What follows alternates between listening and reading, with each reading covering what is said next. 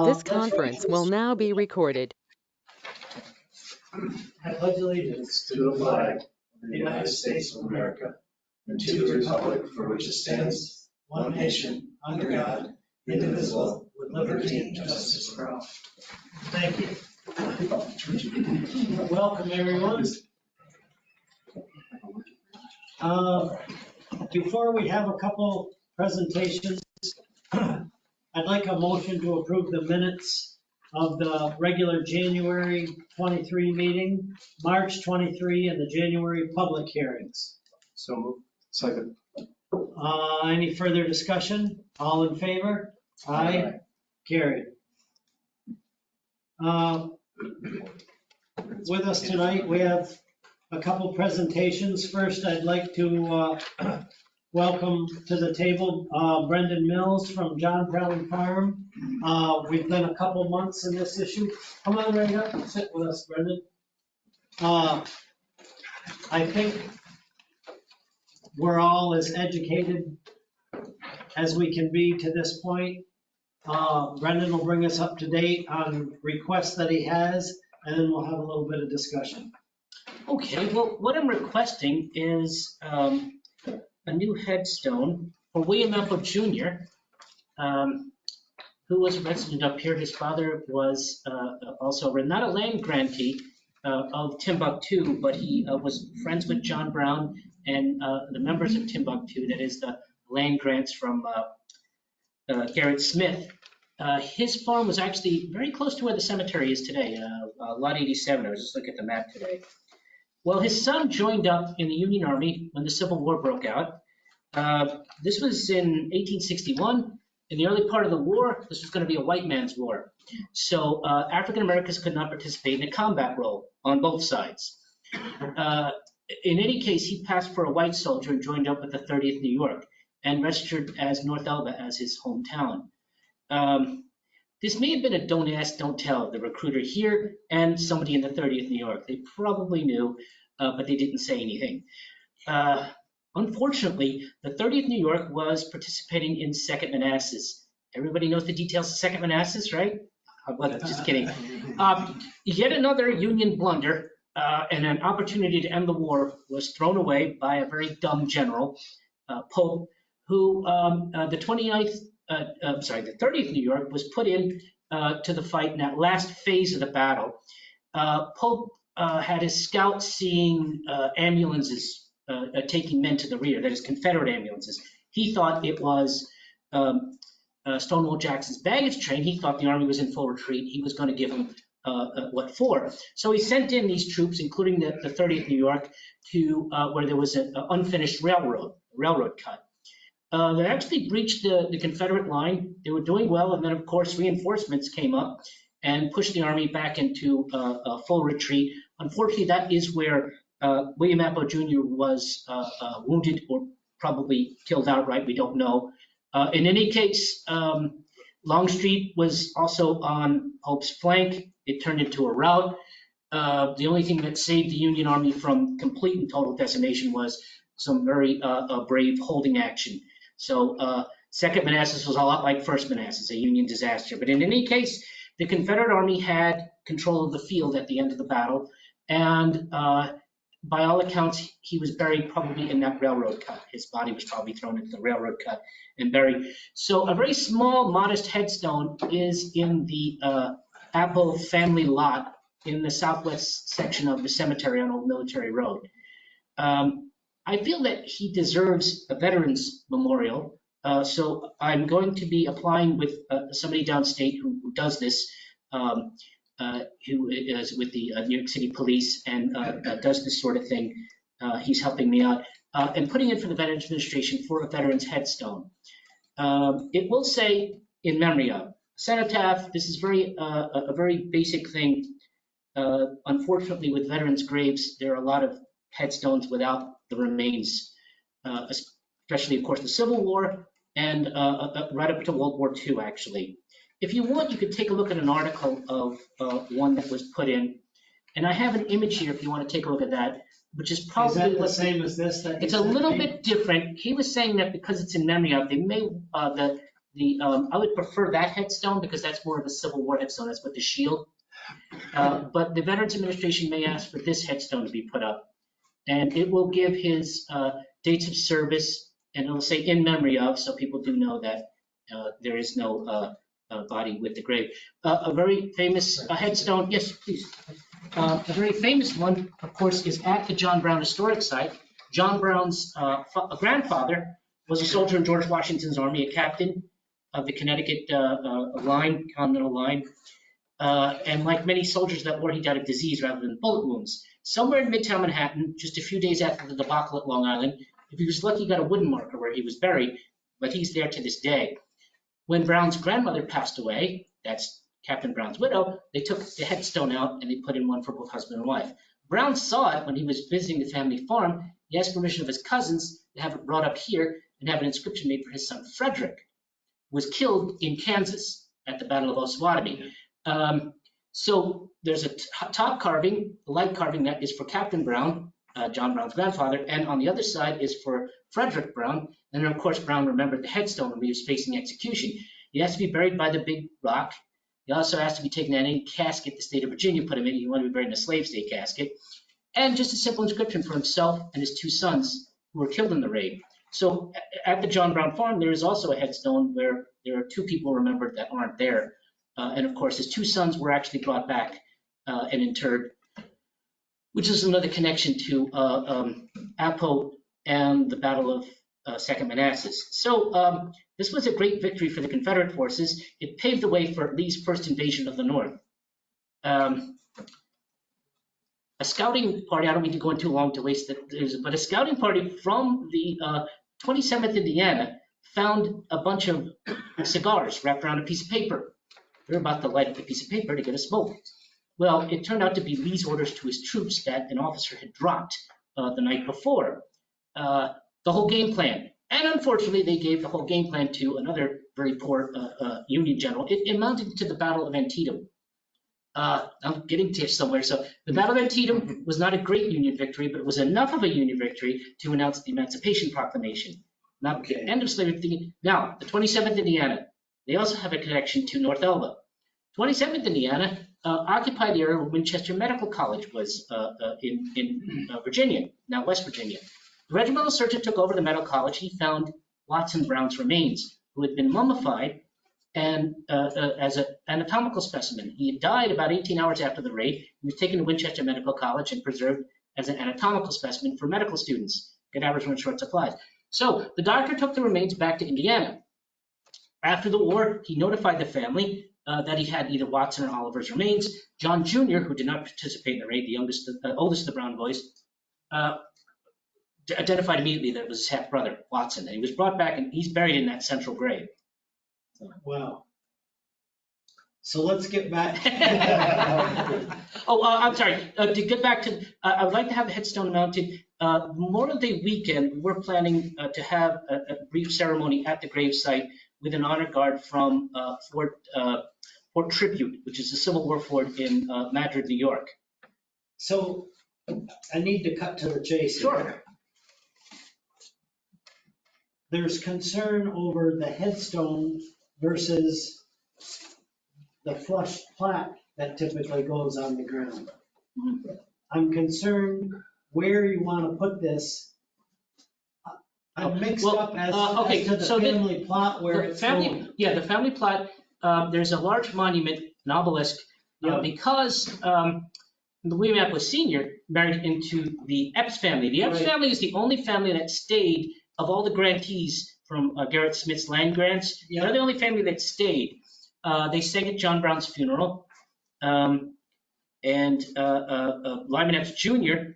Lived until 1942. And each year he would come. He helped build the library, one of the churches. William Apple Sr. married Lyman Epps' daughter, who was 30 years his junior. But anyway, was that that's his why they're married. Wife or a second? Second wife. His first wife died in 1858, I believe. Okay. Yes. So there's the Epps family lot and there's the Apple family lot. There's inscriptions for both on that obelisk. Then there are headstones for the children.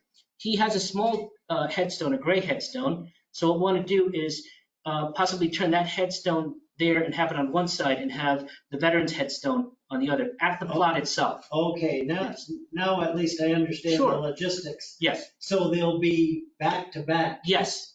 Uh, By the way, just, Identical size? no, this will be a much larger stone. This will be I a mean, larger I stone. mean, I did a little research. Yes. And the National Cemetery Administration, will this come from them? Veterans Administration. It's a division of the business. Yes, Veterans Administration. Yeah. Yes, we would like to put in one, Everything comes from the Yes. National Cemetery Administration. Yes. That's what it is, yeah. yes, so, Okay, and they have specific sizes. yes, and so- there's a fellow down in New York City who's helping because he does that. He's the one that had this headstone put up. Yeah. And just recently a World War II headstone for a sailor that was lost on a patrol boat off of Maine. Now, would he do it in the traditional marble or granite? This would be, like I said, I would prefer the Civil War I one. passed it down Yeah, here. but this is probably what they will ask for. This is the one I would like because this is Yeah, more for that's- Civil War Well, veterans. that's the marble. Yeah, that's the marble, and but that's they the may granite. ask for this one. Yeah. Usually, lately, since I think, again, I don't forget all my notes, not to forget some of my notes. I believe it's since 1936, they prefer the granite. Right, yes. Yeah. And of course, they will be say in memory of, Right, so that people do know. right. Oh darn, what was I gonna say? With I don't, Oh, that, Years ago, I that, forget who it that was. top, Yes, that top, whatever it is there, the cross, whatever, is that a cross or? Yeah. That doesn't look like, I don't know. From everything I've done, that's different than what I've seen. mhm. Have you done a veterans No, headstone? I didn't know. I just did my research. Okay. That's yeah. different because I've gone from all the way from the Civil War Mhm. through modern times. Right. And including, This is actually the first time I've ever made this sort of a request. okay, because that's just, I In mean, fact, if does anybody remember- the National Yeah. Cemetery Administration is involved, which is part of the VA, Yes. I mean, they know what they're doing, but I've just never seen that symbol before. Oh, I'm not sure, but I think What it that would be the same represents. dimensions. Yeah, because I believe it's buried, I believe it's 12 inches So- in the ground. Yeah, and this is also significant as far as, So there's no base to these? No, it goes in a few inches, I think. no, it's not even No, 12 nothing inches. extends Yeah. out. No, it's straight. Maybe a wider. No, it's, It just goes right into the ground. it goes right in the ground. There's nothing, it's just straight in towards thick. Mhm. And again, I did write down. These dimensions are roughly about what they would give us, yes. Yeah, oh, no, there's a standard one you Yes. get. Yes. How tall is that? I Would it I stick think I above? gave you the dimensions, I'm not sure. Yes, in fact, are they on that sheet? This one here. Oh, yes, so it's 13 inches wide, 3 inches thick, and Right. 42 inches long. The dimensions of the one that they approved may be a little different. Say, what was that again? What was that? 13 wide, 3 thick, and 42 long. Yes, that's, showing is, it's showing is, 38 or something. yeah, roughly, yeah. And they say by 12 by 4. Yes, Yeah. so for years, what's a fellow named Thomas, Kathleen Thomas, Company Thomas's dad, would come to me and talk to me about this, but I always thought he was talking about William Apple Sr. I'm like, no, William Apple Sr. didn't, it wasn't until I had a chance to look into it, because there will be a book on Timbuktu coming out. Emil Godine is going to be Okay. coming out with a book she's been writing for about 20 years. But anyway, it was, somebody had said that his GAR, that's Grand Army of the Republic, the veterans group of the Civil War, had been taken away by a local historian who didn't believe that he had fought. But I found his records. He had fought and he had died at, there was some discrepancy as to somebody said, well, he couldn't have been in the Civil War because he was African American and he couldn't have died in 1862. But no, it turns out he tried to, he passed for a white soldier. So several members of Timbuktu did join up with the United States USCT. That is, this was when they did decide after 1863 that African Americans would be mustered into units. This is the United States Colored Troops. And the 26th was mustered from New York, and that was several members of Timbuktu, residents of North Elba, actually did join the fight. One of them actually joined the 54th Massachusetts. If you've ever seen the movie Glory. But he was a man who didn't have to join up, and he did. So to move forward, Oh, yes. will we Pardon me, because I'm trying to look up something about it, and I gotta get rid of the sound. Well, if you want to take a look at this article, I'll leave it here too. Okay, Will we need, in order to consider this, will we need some kind of verification that what Brendan is telling us is factual? And are there living members of that Epps family or whatever that recognize what you're trying to do? No, we've tried to contact some members who may be descended from the Apple family, not Epps, Apple Okay. family, and so far they haven't gotten back to us. Okay, As far as what I believe, his father, his family would have wanted this sort of recognition, I think. Yeah. Which is why they put the smaller headstone up. all right, so we've certainly heard plenty about how this has come together. Is there personal opinions on how we recognize this? And you feel that this grave site is the spot to commemorate him rather than the John Brown farm Yes, yes. Because this is in the Apple family. lot? Yes. Okay, Although, they were friends with the Browns family, and of course he took up Brown's fight after. No member of Timbuktu joined John Brown on the raid, although he asked several members to come with him. But you have to understand, had they been killed down in Harper's Ferry, they Right. might likely have, their families would have starved. They were the sole earners for their families. So, sure. but once the war started, many of the people from North Elba did join up in the fight. You said you'd like to do this Memorial Weekend, Yes. but do you have the contacts for this stone to get it by then? I don't know. We're gonna have to see. That's the thing is that's why I wanted to get the paperwork going. But we can't do anything without your permission first. Yeah, So we'll be able to. Once you give us the permission, we'll be able to put in the application. Usually it's 90 days, but they may be able to expedite it. okay. Keep in mind that that stone is brand new, and this place that you're putting it is what, In the old- 1870s? In the older section, yes. Yeah, so it will stick out. So that's, you can't, so the requirement from the veterans is what you were saying is that they require the one you're showing. yes. However, the one that you would have liked personally would have fit in to that area. I think it would. Yes, it's used for Civil War veterans, so I think. But I'm okay with either one. Again, there was, what they did, again, yeah, that's the thing. When they first started using it, when the VA started, the administration started doing all this, that was that marble stone was the first one they used. Can you see that? Just hold it up. Sure. I just want to see. Mobile Yeah, film that's edition. exactly what they did. That is your stone from roughly till 1890. That is what they used. And then they started putting the crosses on it above, and some there was no relief on it, and things like that, okay? And then as time progressed, they came out with new variations, new materials, everything like that. And so basically, because Brendan's asking for it now, that's what you get. And there's no deviation. There's no deviation. No, there is. The only, they passed in, I don't know what year it was, I want to say it was the 50s, 1950s. They said that you could put 4 lines of personal stuff, loving father, whatever you wanted to put actually. But that's the only variation. Other than that, it's cut and dried. Actually, as an example, an excellent history lesson, excellent. I forget again what year it was, they authorized stones for Confederate veterans. And they came up with a symbol where that symbol is. And also they were pointed like this. Yeah. And the theory was, the myth is that they did that so when Union soldiers, veterans would come in and would come into their, would see one of those, so they couldn't sit on them because it would be uncomfortable. Yeah.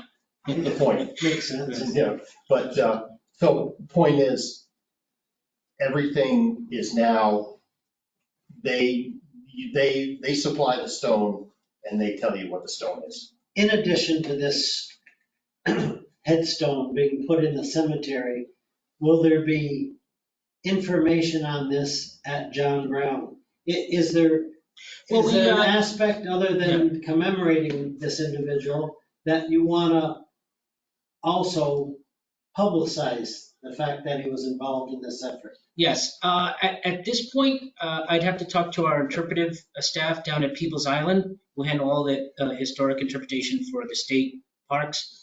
I think what I would like to do is maybe put it in, we have these touch screens, information screens, and that was something we could add that to the software. Okay. We're also planning on revamping our downstairs exhibit, and there's possibly something that we could do there. And upstairs is, of course, our Timbuktu exhibit. One proposal, and this is something in the works because the property up on the farm up at Bear Cub Road, the Cornell property is now under the direction of the Haven Hill Farm Maple Uline Foundation. Yep. In any case, one of the ideas in the future is possibly having an interpretive center just on Timbuktu alone. Because we feel it's a very important part of American history.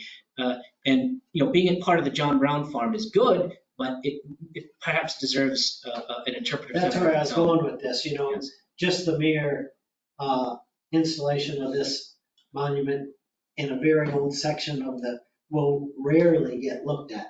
Yes, but the other thing is what we're doing, one of my seasonal guides started, one of the things, reason why I looked into all of this is last year she was doing cemetery tours down an old military cemetery because Brown's grandchildren, some of Brown's grandchildren, one of his children who died in Massachusetts, and they brought the body here, to make his wife feel a little bit better, is in the cemetery. Of course, you have the Brewster family, which is his daughter-in-law and grandchild who died after the raid when possibly, some people say because of grief, because her husband was killed in the raid, Oliver. Right. So the old military cemetery has a connection to John Brown Farm. For me personally, in the decision, that has bearing. Just the addition of a headstone doesn't carry that much with me unless there's a connection to the people that look into this history. Mm-hmm. Okay, I've got enough information to know how I feel, but I'd like to hear from Well, you guys. let me just throw in more information is, I did do some information. There is the stone ground flush, basically looks like that. That's it. It's 24 by 12 by 4, okay? And again, you can see that one is, for the remains are not there for that gentleman in memory of, but that's what it would look like. Again. This is the image, I did bring this image on because this is Right, that's one that was done recently. vertical. This is the one that would be ground. Is that granite as well? It looks it, but it would be granite. It would. I don't think they do anything in Norway anymore. There are variations to this one though. This is the one, I believe it's granite. But they also have one that is bronze, and then they have one bronze, and the bronze one is mounted on granite. And there's 2 variations. There may be 3 by now, but there are variations. And I believe with what I read, you can pick for the ground level, you can pick what you want. You can say granite and one of the, or. Yeah, that's what I thought when I looked at the application, but like I said, I got some help and Again, get with that's the that. ground level. Yeah. For the vertical ones, the conventional headstone, Yes, you get what you get. I mean, Okay. there's not choices. That's what they do. I just want to point that out, Oh, that exists. would anyone on the board have a problem if it was privately purchased?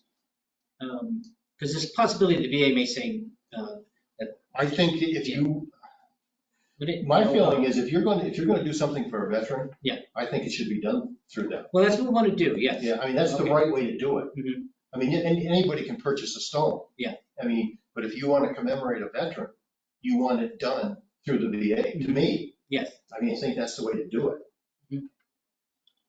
I think aesthetically, like, if you were able to do that one, Yes. then I would say that would be for me, Which- 1 of 5 is on the table. Yes. However, if it's, since it's an old plot and it may not fit within the sort of little That's aesthetic, where if that would maybe more. this Right. would, More. although it's not as large and draw as much attention, it would fit the aesthetic and add another sort of acknowledgement. I mean, this is, Deserves. yeah, again, the way I look at it is if you're going to acknowledge a veteran of whatever war or whatever You know, battle or whatever, I think it should be done properly. I'm not saying that's going to be improper. I'm just saying it should be properly. So it should be done in a quote unquote official stone. And that's what that is, and that's what that is. Hmm. Yeah, at this point. Agree. I'd like to visually look at it, but I just see this as like, well, it really standing out. I would be real happy with that, Which you won't get, which you won't get. which you won't get. All right, but there is possibly a private company that would be able to do that. Does anybody have a problem with that? Well, personally, knowing what happens in the oldest sections of our cemetery with headstones falling over and the maintenance of them, personally, I prefer a ground level commemorative, just for the upkeep of our cemetery personnel and being able to at least not have to worry about a back-to-back situation with making sure they stand up. Right. I think we can get all the information and it's just as noticeable with a ground flush deal. Yeah, 'cause it- But I'm yeah. probably the only one thinking that way. No, and I agree. And this is general, and this is, I didn't know the Veteran Administration had that Yeah, one, they actually. do. When I looked on the website, I only saw this one and this. supposedly from what I've read, they do. All right. I mean, maybe I've got dated information or whatever, but I know they said you can go for, like I said, they won't do marble anymore, but they'll do granite and combination granite bronze, whatever. But I think, and I'll agree with Derek, I think it has to be appropriate, and I think that this is appropriate. I think the only variation, which I don't think matters in this case, is again, with those types of stones, you can put those 4 lines of personalized or whatever, these you can't. I mean, they will, like this gentleman has where he's from, I mean, It Florida. should just be his, rank and his, he was with Company I. He was a Yeah. corporal. By the time he Yeah. was killed, he was a Yeah. corporal, Right, which is probably why he was killed, corporal Right. sergeants. oh, yeah. Behind the lines, they had some privileges, but in the heat of battle, they had to stand up and say, let's Yeah, go. His unit and his rank and everything, I think, again, maybe I'm not seeing everything, and it's not up to date as far as this week, but it's relative. Now, And can the these thing- be 2-3 inches? The forces, no. I know they say flush mount, but can they be? raised. I've seen a couple that Oh, are sure, you can. raised. You can, I And mean, and that way they're a little bit more they're noticeable. called ground level, you know what I mean? Correct. To me, that doesn't mean it's gotta be flush, But there's but they no, are, when I say 4, they are 4 inches. there's So no you procedures. could, instead of burying 4 inches, you can bury whatever. There's no policies on the cemetery. I'm all about maintenance so that older headstones aren't gonna flop and we're not gonna, Yeah. Right. The other headstones, by the way, are in good condition in that whole Can't be plot. up. yeah. Unfortunately, Brown's grandchild, that headstone fell over and can't be fixed, Right. unfortunately. So listen, I don't want to cut this too short, but we've been on this for a half an No, hour. as far as We've got that, enough information to oh, make yeah, a decision. and the information, appreciate If it. you need any more information, you have my contact. Yeah. Or you can email me or text me or So whatever. I mean, for me, moving forward, if they go with the ground, The ground, Plat. yeah. I would just soon, see, I think they refer to it as a ground level, and I would just assume, Platstone. It's called a platstone. I mean, I'm what they're going by, they refer to it as ground level. Yep. Yeah, the VA, the National Cemetery Administration, which is under the VA, they refer to it in their words as a ground level. I would agree with Dick in the sense that if, for the veteran, if we're going down that avenue, then that would be, because aesthetically, then, if it was a private one outside of then it doesn't necessarily need to be at the spot. It could be in another more visible area where people can learn more about everything else. Like, I enjoyed, you might have felt like you went on, but I was like, I was so, I soaked it in. I love it. I do too. Oh my God, it was just bringing me back watching Good Lord Bird, or it was a Showtime special that I was I jumping know on. all about it. It was amazing. And I was just like, all I could just, it was replaying in my head as you were talking about it. Too bad we got other things to do here, but I couldn't do that thing. Yeah, But, I'm no, gonna go I'm over to fine. the fire department. Direction? Yeah. So you see where we're at? Yes. Yeah. Okay, It's, like I said, as soon as you can give me your permission, if you do give me your permission, I can go ahead with our application with the Veterans Administration. you have it now. Regarding the, this one, yeah. But you do want that one, The all current right? level. I will talk with my contact in New York. He does this. He's done this a lot more than I have. Oh, yeah. But I got in touch with him.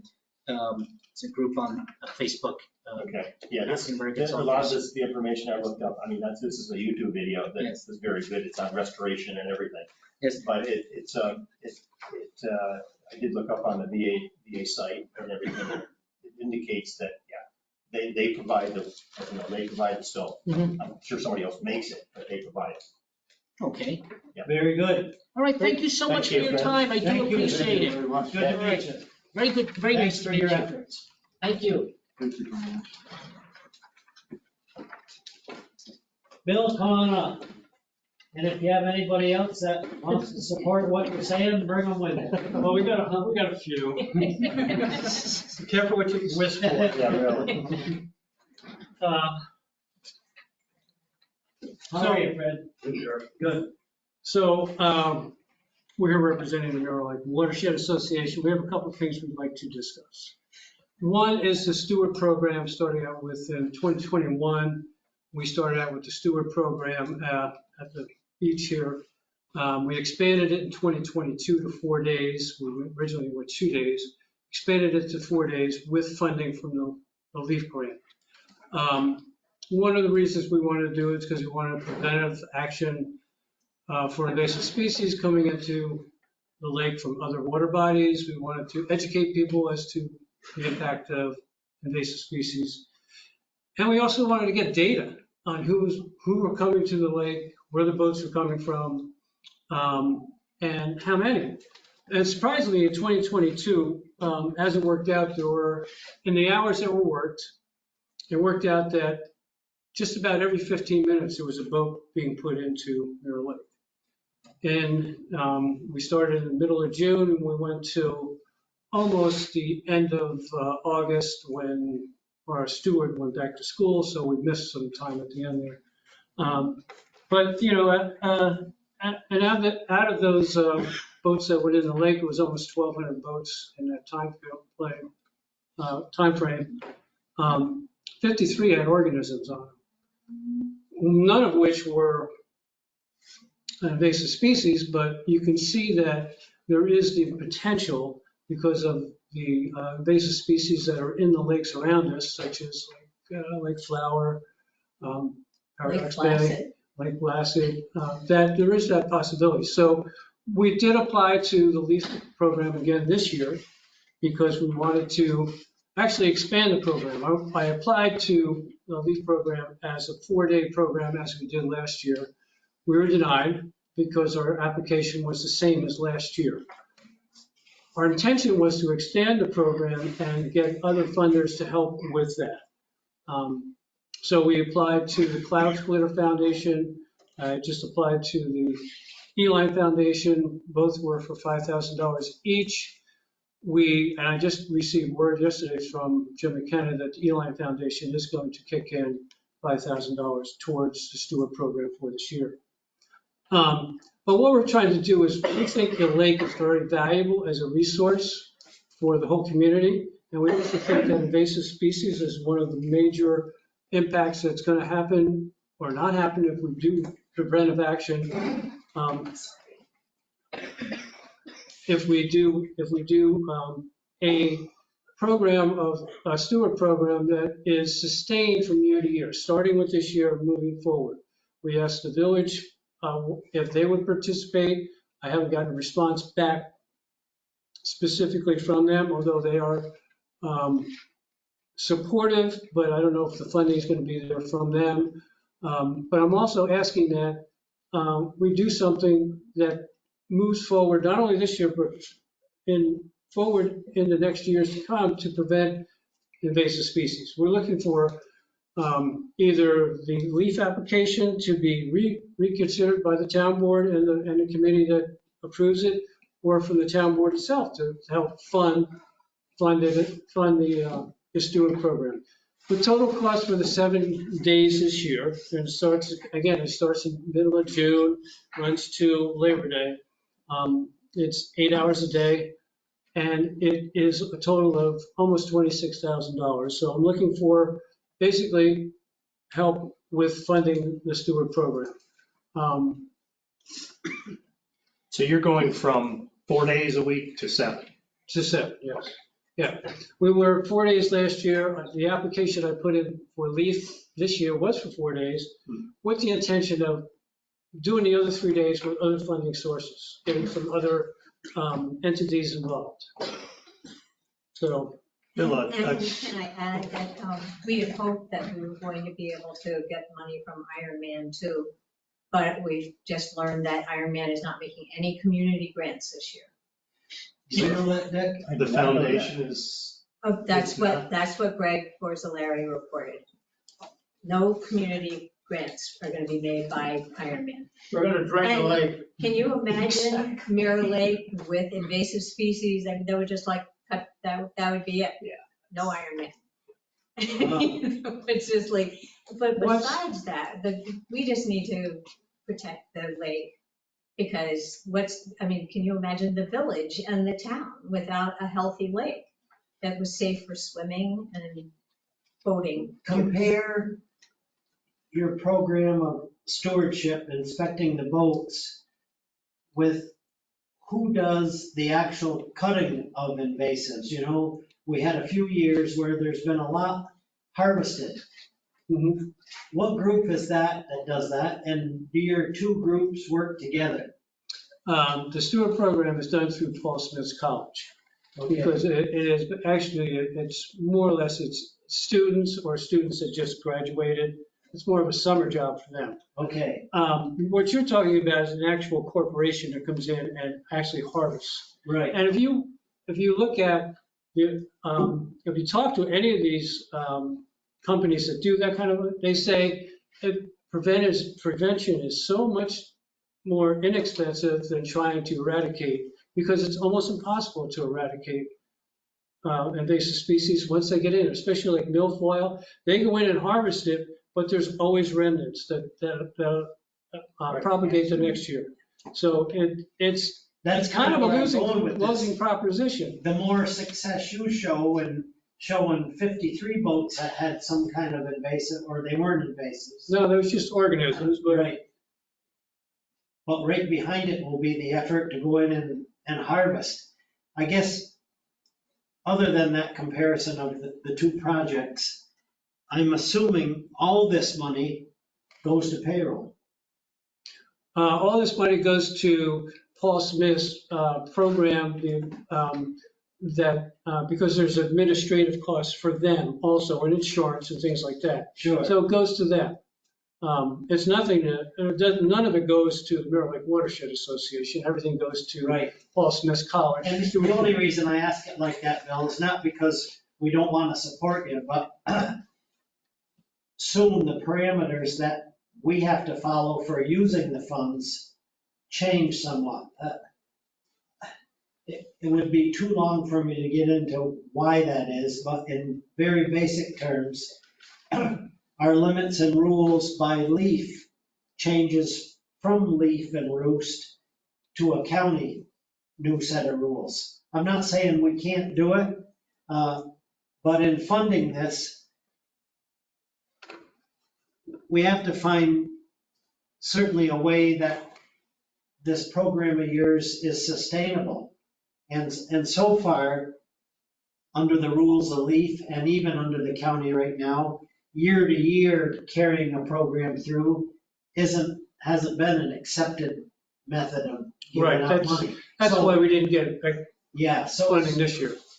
so I need to find a way to be able to utilize funds. Yes, sir.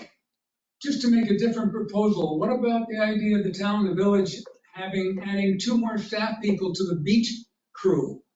You administer it, 2 people that can turn into water stewards. Oh, I think we can be very inventive how to fund this thing. That's for sure. But a lot of it depends probably on, like Rick was saying, you went from 4 days to 7 days. You're looking for 26,000. You just got 5,000 from Uline. But So if you had your own staff, 2 people, could be less than that. You already got an administration. I just worry about the quality of. They have to be trained. They would have to be trained. Right. And I mean, that's one of the things we're paying for. It's not hard to do the training. I've gone through it, you've gone through it. Bill, do these people have any jurisdiction? I mean, if I take my kayak up there and they find something, do they stop me from entering the water? New York state law says you can't transport invasives. They have no jurisdiction on preventing you, but they have been very successful in educating the person on what is on your boat and why it needs to be removed. And everybody says, go ahead, remove it. You know, it's not that they get any kind of pushback on it. And, you know, even when they're down there, even if people don't have boats, that people come up and want to know why they're there and what they're trying to educate people on. So it is not only about prevention, but it's also about education. Because the more you know, it's just like the litter law. The more you learn about litter, people jump in and help prevent litter, although, you know, there's still a ways to go. I'd like to just divert for a second and not to put you on the spot, but as you were, as a LEAF board member, looking at this, is this what they asked for was $15,000? 50,360, I'm looking at it. Yeah. Okay. And was that program primarily Lake Placid, or is this effort to help Paulsmith College a varied effort? Does it cover more than this site? No, it's this site. Okay, Yeah, so that total cost is for just here. Specifically for Mirror Lake Beach, and that basically is only the one area that we cover because there are other areas that people put in boats. Okay, Paul Smith's got a LEAP grant for their evaluation or. Yeah, all the equipment and all of that for you know, to analyze and all that. Right. that was for equipment. Right, that was for equipment, and they, you know, we looked at that as, just to say that grant we looked at, and I believe they wanted 300,000 from LEAF over a period of time that they wanted. And the downside, we partially funded it. The downside of that is they were looking at basically this LEAF committee in North Elba financing the big chunk of the whole program that would be used in the whole North Country. Okay, So we said, yeah, we'll help you, but we're not paying for what they find on the. But if there's no sustainability to the stewards, then that program sort of goes south as well. Right, that's the thing. You know, it's like anything else we're seeing, which we'll see even more. You know, I'm not trying to say that this isn't a good program, but we had to kind of pick and choose, and we did do it in the past. And it's like, there isn't an infinite amount of money. That's one thing. so the program's in jeopardy for this year. Yes, it is. Definitely is. Yeah. On a 7-day basis, right? Right, but we learned so much more by having stewards there 4 days than 2. I mean, we really didn't have a good picture. We still, I mean, who knows if we had some people there 7 days a week, what we would find out.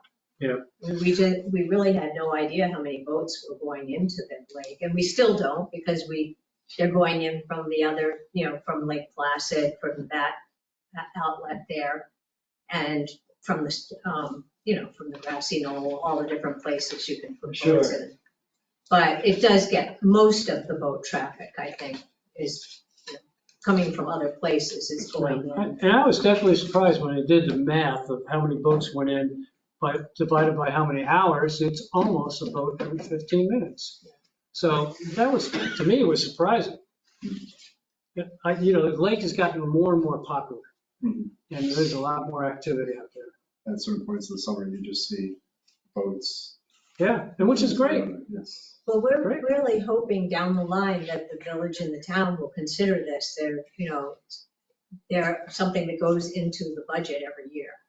Because, Mhm. without the health of the lake, it's going to hurt the whole economy of the whole area. So, Well, I can say this without certainly any promises. As we go through our budget talks every fall, we are part of an invasive program at Moody Pond, but that's harvesting. That's why I wanted to draw some parallels Yeah. between just an inspection process and actually taking it out of the water.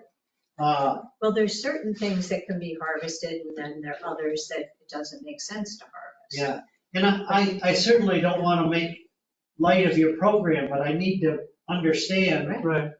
the importance of one versus the other.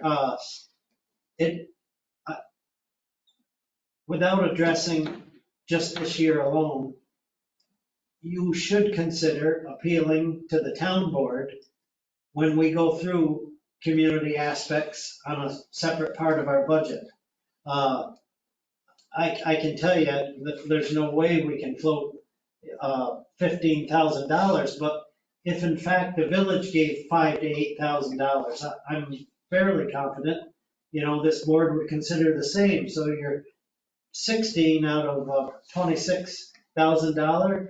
Maybe if Cloud Splitter or Adirondack Foundation recognizes that town and village are behind it, they jump on board. So that doesn't solve this year's problem, but it could help solidify some sustainability for you. Right, and that's what we're looking for, really, is we do want to push and get this year also funded, but also, we need to look for sustainability in the program so that moving forward, we could do a request every year to be in your budget. Right. Or we fall back to your idea, which is if we can find the correct personnel. Well, that's Putting it that's under the the park big, that's the district. big if. I mean, It is. when you had that suggestion, it's a great suggestion, but that's my first thought. Finding. I was gonna say staffing always seems to be an issue, but I'm 100% like behind this. In the village, you always have the community services, and that this could be part of, the town would be a stakeholder in allocating, appropriating funds each Maybe. year for this particular. Tie into the environmental club at school, Mhm. maybe recruiting a couple of kids from that. Yeah, they give your labor. Now, not to add fuel to the fire, but how does anybody watch the hundreds of paddle boards and kayaks that go into Mirror Lake? That's what, Well, that's that's what it's like, he was saying, going in by the beach, it's one every 15 minutes. Yep. Yeah, Summer. which is- and that's- So, and in the village, spent a substantial amount of money with Main Street and on the far side, making sure that the salt, the reduction in salt, so that would just be the next, just a compliment to that, to make sure that the basis don't, when it starts to heal, that it doesn't get overrun by invasives. Suggestions? Well, I have a suggestion. I think that we should put a lot more pressure on Ironman in the Yes. future. So You know, let me- I think that- Behind that one, Sandy, let me question you, because that's where you beat me to the punch. Did that come from Greg? Yes, Okay, but just Greg.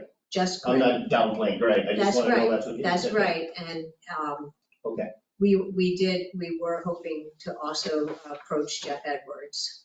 No, No? no offense to Jeff, that's not the, Who? Jeff's out here. Regional. It's He's just- regional, but not this region. Okay, Because I asked that, but I know Jeff, I worked with him. right. And Jeff is basically, I asked, I knew for a while there, he's in China, Right, he and Andy.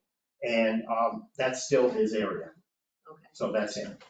To be honest, and I don't know where it's gonna go, but I'm gonna reach out to a contact I have, which is basically Greg's boss.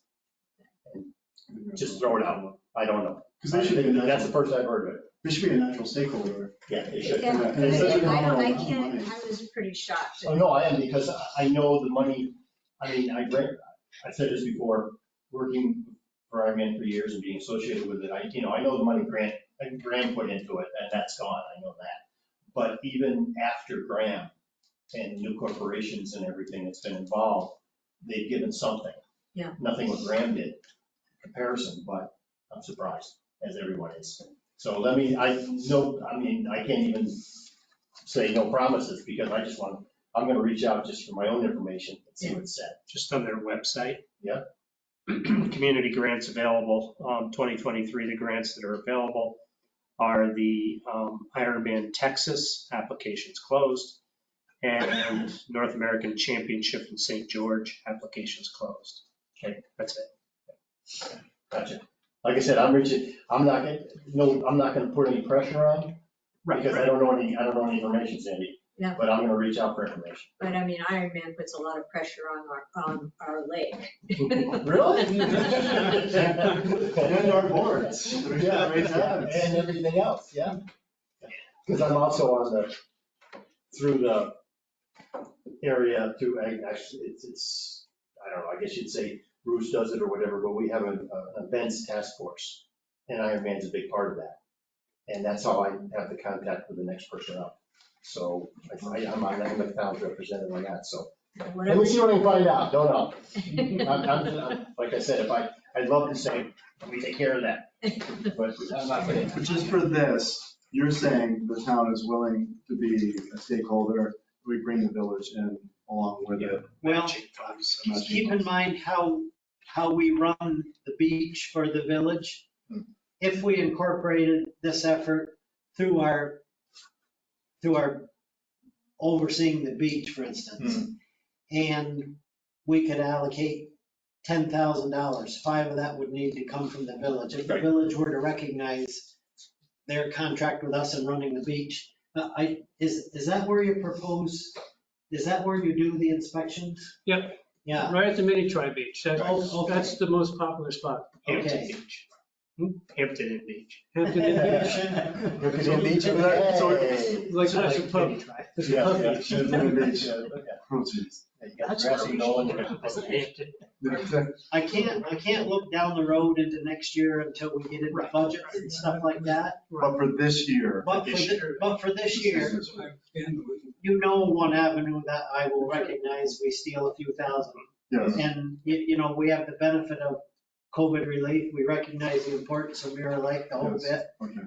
So we have the ability to help. Yes. I do recognize the importance of this. I would like the village to be a partner with it, so I'm not sure how to move ahead, Bill. Mhm. Art did call me, said Right. that you addressed the village last night. Last night and last week. Yeah. So. They gotta get rid of me. Yeah. Are you on the agenda for the next meeting as well? No. I was gonna say, you just keep going back though. So I mean, collectively, we can hash for a few minutes here about, you know, to steal $5 or $6 grand is easy. It's a Band-Aid for this year, but also, you know, I need Bill to know I don't want to overextend our ability to help, because we're trying to identify 100 different things to do good things with this money for. Well, and then a plan moving forward. You know, That's- how do we move forward with, if we are looking at including the park district Right. in this? Right. You know, maybe working with you all and creating somewhat of a 1 or 2 meetings and We'll identifying some help people. coordinate it. We'll do whatever is necessary. I mean, for instance, while a person was getting the beach ready to be open, might be able to be on call when a boat shows up for 2 hours every day. Much more cost effective. If they were trained, I mean, we have our machine down there, you know, to groom the sand every day. They pick up the trash, they go through the restrooms. So there's chores they do now for a certain amount of time. And for people that access the lake early in the morning, maybe we can help you out for 2 hours. Take a little bit of coordination, but, you know, I certainly wouldn't be bold enough to say we wouldn't like to try to help you. And as Rick pointed out with the, you know, getting potentially groups at the school about, that's a possibility. So, yeah, but for the planning moving forward. Yeah, right, yeah. So, should I go back to Mayor Devlin and see if he wants to participate in a shared opportunity here? Sure, Be happy to do that. yeah. Are you guys game? Oh, yeah. Oh, yes. Yeah, oh, yeah. 100%. Yeah. For this and for the health planning and. I would definitely and like to incorporating see in the budget. Sustainable, because Yeah. I can't picture Mirror Lake not being Mirror. Well, that's right. Because that's And what it has a everybody lot comes of here to see. pressure on it. It's got a big body of water. for sure. And Dick will be very good in contacting your guy from Ironman. Yeah, I want to see what's I going on. find it almost impossible to believe. Yeah, when you said that, Sandy, not that I keep, pay attention, but I know there's been a lot of money spent in the community recently. Oh, I mean, in yeah. the past 2 or 3 years. So all of a sudden you shut it down for 2023? It was recognizing the global thing. No. And they were sort of aren't they on kind of borrowed time? It was the. Well, From that's my perspective, they were. The foundation's a different entity in my Yeah, understanding. it is. Where those Yeah, but they grants come should from. be talking Sure, to They each should, other. they should. Well, Right. we're taught, as far as the events task force, we discuss things that we'd like Ironman organization to, mutually do. For the race. For the Right. race, okay? And they've been very cooperative and everything like that. And that's the point of the Ironman Foundation is, we're cooperative as a site. And, there's 100 sites around the world that are Ironman sites. And it's all controlled by one corporation now. Didn't used to be, but now it is. And if they're, the only way they can stay in some of these communities, a lot of these communities, is being a good partner. And basically, I mean, I can give you a couple of instances, or probably more than that, of where they've not been welcomed back because of not necessarily the organization, but certain members of the representing the organization have messed it up. One being Old Orchard Beach in Maine 2 years ago for a half Ironman. But my point is, they thrive in these communities by being a good partner. And they've been a good partner. But by saying saying what they're saying now concerning their foundation, they're not as good a partner. So let's try and find out. Let me offer this to Bill, if it's okay with you guys. Our commitment of between $5,000 and $10,000 in this current year, depending on how the village views that. That way, if the village decides to split with us at 10,000, the program is saved.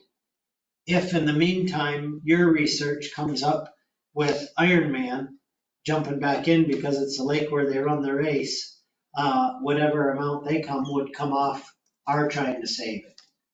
The system, does that make sense? Yeah, sure. Yeah. So that way, at least you're on board for this year. Right. Perfect, great. Or a toll position. Thank you. Each On hour. each lap. On each lap. Love. $1. $1 per lap. If you want to So I'll finish reach the out race. to, I'll talk to Art and tell him what was discussed here tonight. And we'll, we can get together with you and we could talk, I can Sure. talk with both of you at the same time. We can see what's going on. And please know all your hundreds of hours of efforts for this is greatly appreciated. That part doesn't get said enough. Because it's, government's not watching it. It takes a small, passionate group to pull something like this off. So you have our sincere thanks and. Thank you. And we'll find a way to make it work. Great. And what about the sign? That's item number 2. Okay. Oh, we're not done? You're not done. Sorry, one item. We also, because we've had algal blooms in Mirror Lake last fall and 2020, Yep. that we created a draft response plan. And what this is certain individuals we want to have contact numbers so all these individuals can contact each other and spread the word. It involves Nev Dunn and Steve Detweiler from the Watershed Association, Brendan Wiltsey from AWI, from the village, Anita Essling, because she's got her pulse on a lot of different things, from the town, Butch Martin. Butch has already talked to me about this plan. Oh, good. So when you identify it, we'd have standards all ready to go, put the signs on them, and they're up within a couple hours. Well, we did develop a sign that was bigger than was used last year, and Sandra brought it with her. And we talked to the village about it also at the work session, and they're on board. They actually want to go out and make the signs and get them ready. Yeah, that's good. So we wanted to have something that had a little bit of information about why, but not too much information. And just like, but there would be what happened this year is Butch just printed out a sign that we had, but it was just the size of a copy paper. Right. So, and it was black and white and was down low near the water. We have lots of new standards with bases, so it would make a good statement. Now, you don't necessarily expect an algal bloom every year. It takes certain conditions for them to spark. Yeah. So to have these signs in one place so they're accessible. Yeah. Is kind of the trick. Are we anticipating them to happen more frequently with Yes, change? because of Climate change. Climate change, and they happen mainly in the fall because of the warmer weather. With less Did turnover. I read somewhere though that it could be going on right now? It can be winter and everything too. I've heard that too. I read that, I think I read it actually in National Geographic. So if it's in there, it's gotta be true. You know? So that's the other half of with the salt, the turning over again. This, Well, we it's can't so- even swim in our own lake. Wow, that would be such a. Well, it'd be so dogs devastating. will die if they drink a harmful algal bloom. That is really scary to me, that people will probably feel sick. Yeah. But, So there could be some liability issues there as well. yeah. So I did talk to Butch about the signs, and he had some suggestions for using more of a sandwich board. You had something, you said you had some standards to use or something? Yeah, for Fishu, we have heavy base, black bases with metal poles that go in them, and U-bolts that will take any size sign. So my suggestion is, if this is gonna be an ongoing thing, those signs we actually have made out of metal. Yep. And they're permanent. That's what Okay. I would like. Yeah, so that's something we can help with as And well. we have to figure out if this is the size, or is that big enough, or does it need to be bigger? Probably depends on how many we're gonna put out. Is this going in the display at the beach, or the tennis courts? Well, we Or is it really some need to- other information? We wouldn't put them out unless there was a bloom. Okay, Wherever the bloom is, it might not be at the beach. okay, so you're trying Yeah, to but you identify can- where the bloom is, but as opposed to like, or increase just education before, so like if people start to recognize that this actually does happen, Right, they have to be a little bit more aware of it. Right, I think what we should do is have a small version of that on the kiosk. Okay, yes, okay. But then just like some, saying this does happen, you want to be on the lookout. Yeah, But be cautious of it. we will Not have a warning. signs. And then we were thinking if possibly the signs could be stored in the boathouse, in the beach house downstairs, so that they were ready to go. And then if we had them sort of either entrance to the beach area, that Sure. actual swimming area. I think even if there's an algal bloom at the other end of the lake, then we're still going But to. we need to take a sign up to the other end of the lake, don't drop it Well, that's right. there. So That's right. So that's why we have to talk to you as well as the village, because when we Right. were at the village, they said, some of the land is town, and you gotta make sure that they're okay with the sign too. So, I believe there, those stands, those we use for fishing, I believe they're a much bigger sign. They're what? A much bigger sign. yeah, well, they could be, this I is mean, just to use that, to be able to, All these posts can take anything we put on. yeah, but I mean, I think there's like a minimum size, I think, because of, Oh, right. you yeah, know, I think they're a bigger sign. I remember the guys putting them together. whatever signs are made like out of metal, Yeah. we'll have to drill. Yeah, but I mean, I It's think, bigger to a large point, yes. Well, they can, the Yeah. place that we ordered our other signs from, they're in the kiosk. They come up drilled. I mean, Sure. we could, that's not a No, problem, and we can as get far as to I'm one of concerned, the the board would sides. If definitely. Brad's involved and Butch and Chelsea are involved, no. Okay. How many of those stands do you think you have? I would say a dozen minimum, Okay, because what we really need to do is identify, and we haven't done this yet. is but it- we use them for multiple things. Oh, I see. Oh, so, Yeah, so when you want to move them, you have to put bolts in? that's right, just unhook whatever side's Okay. there and run it through the other one. It's a fast process. Do we identify just a handful that would be dedicated for this, or is that we use those so Well, frequently? well, it seems like until we figure out parking in this village, that the majority of the time, those signs are used at horse show to show people where to park so we can shuttle them back to town. So next round of leaf grants, let's put in a grant application for stands and signs. Okay, Rick. Just a Just a suggestion. suggestion. We'll throw it out there. Never hurts. It would be a one-time thing. Right, Yeah. Sure. exactly. So, all right, so moving forward then, what we need to do is, I think, identify locations so that we have everything covered for other public entrances to Mirror Lake. Right. Basically, it's just public that we're looking at. And then that'll give us an idea how many signs to make, and if we can, if I could look at one of those stands so we can get like a visual. Sure. Yeah. Yep.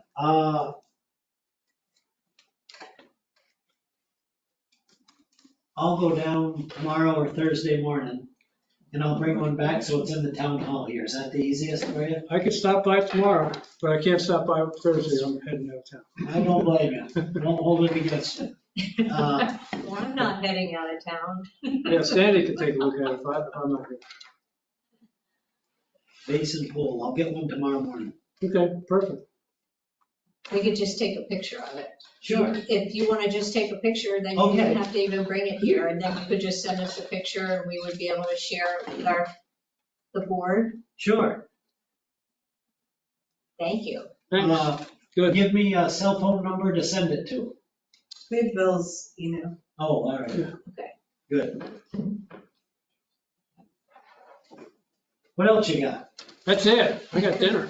All right. Except Thank you, Bill. Thank Thank you for you. not salting the north side of the Mirror Lake Drive. What's that?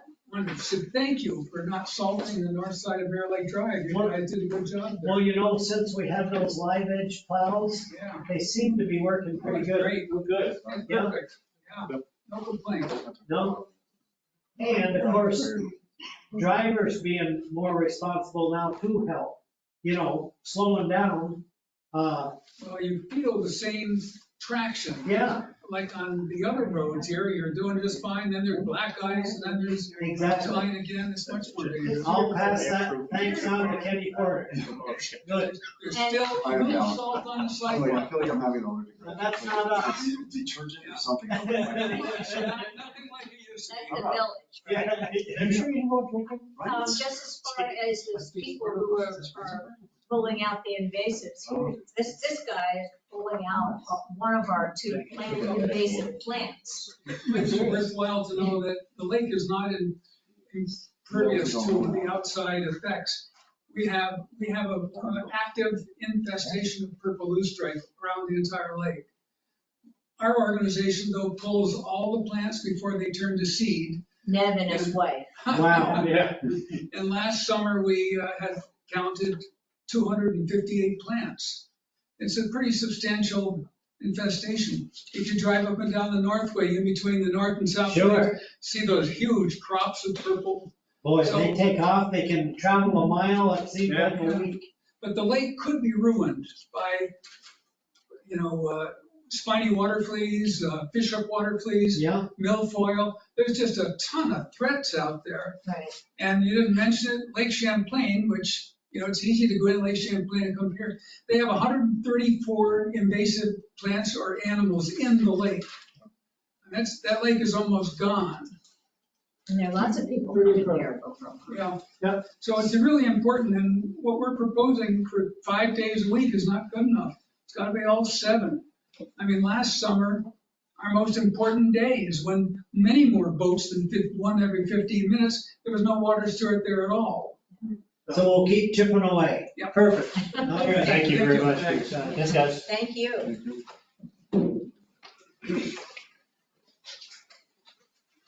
All Good to right, see you let's, again, Dick. You, Sandy. Take care. All right. thank you. Bye-bye. Shipped into Emily gear. Oh, you mean talk fast and get to it. I'm with you. Are we done yet? All right, so, let's move to new business. I'd like, a motion to reappoint Mike Butler to the Community Development Commission. You should also know the village also did this, so I don't understand why we have to. So it's really just a formality. So moved. Second, no further discussion? All in Thank you, favor? Michael. Aye, Gary. Thanks, Mike. Rick, talk to us a little bit about half marathon, because I already forgot the date. Well, yeah, just give us a date. October 7th. Okay, so moved. Second. 10/7. Do you anticipate using any of your new sports council members? Yes, Good. yes. So is there an effort like to start appealing to people? Yes, both, we have a new partner this year, and that's community schools. Oh, good deal. They're the new partner, and Keith is real excited, and he's already started recruiting. Fantastic. And also Jeff and Brian are looking forward to getting on board with that as well, so. Good deal. Should be a pretty straightforward. Do you need a formal approval from us? You know it's a go. Ustown Road, right? Yes, Yeah, so, yeah, we should All right, So moved. second. all right. abstain. I approve. We gave Emily the We gave her night the- off. we did She's give her on the night off. vacay. But there's a quorum. All right, Some Tito's, all right. so all in favor, it's carried. Emily was gonna pick this up, but we can certainly do it before. We touched base on this the other day on proposing financial support to the tune of $70,000 per year for 5 years for a potential economic development position. She'll report back after the Destination Management Board Right. gets together next. It's an early infancy. Yeah. Yeah. Uh, Season. Let's bring up the pending leaf applications. And I hope you guys are okay that I didn't bring the Mirror Lake watershed into this No, discussion because yeah. it's totally separate. Mhm. Yeah. Yeah, I do. I'm looking at the list of ones we So want to talk about. as you remember, when we okayed the list that was okayed, I asked for this additional list to be left open until tonight. Yep. Since then, like the rest of you, I've gone through and I've really only identified one that I think carries tremendous importance. And it is the IT program at the Lake Placid Central School. Along with my remarks, I'd like to say that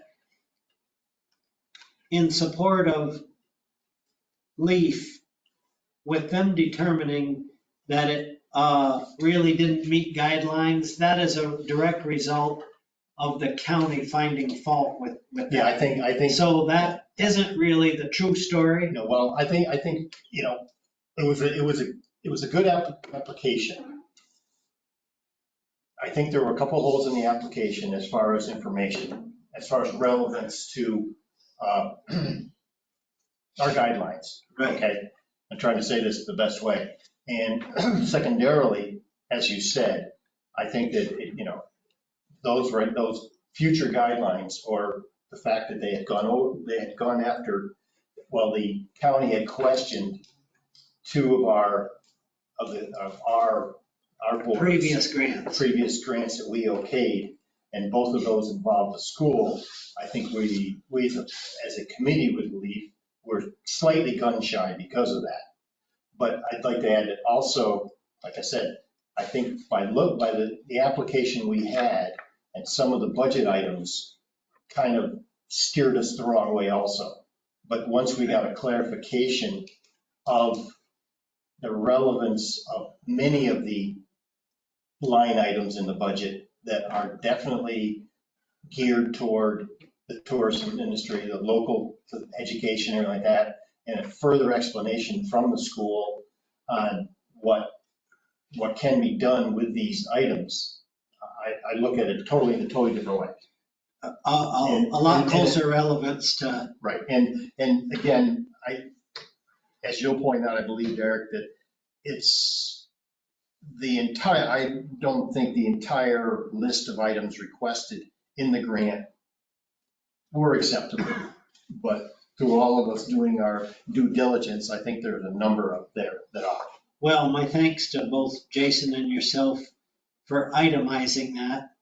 And I think before our discussion is over, you'll clue us in as to what might be an acceptable amount for this grant. I've decided, like I'm assuming the rest of you have, this meets all my acceptance rates for a valid grant. And I'd like to move forward with funding, certainly a major portion of this, recognizing that the benefits to the whole community will be evident pretty soon.